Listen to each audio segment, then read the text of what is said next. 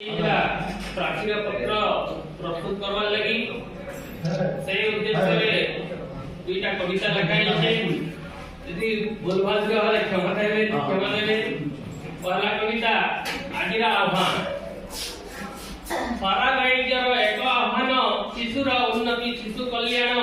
शिशु अधिकार अधिनियम शिशु मातृभाषा शिशु माध्यम भय उद्वेग चापर मुक्त शिशुर विकास हेबटी शक्त शिशुर आग्रह शिशु पसंद शिक्षण रे पाए सदा आनंद मास शेषे अबा वर्ष शेष रे स्तर सीना जाने मूल्यांकन रे शिक्षण सहित मान निर्धारण शिशुर विकास निश्चय जान सामूहिक निरंतर मूल्यांकन गठनमूलक मान निर्धारण नाची गाई सह पाठी मेल रे समान निर्धारे खेल खेल रे परीक्षण आउ पर्यवेक्षण पोर्टफोलियो सह तनखी जान रुब्रिक रेटिंग स्केल नेबा आगरी कौशल साधनी प्रयोग करी शिशुर मुहरे फुटिले हस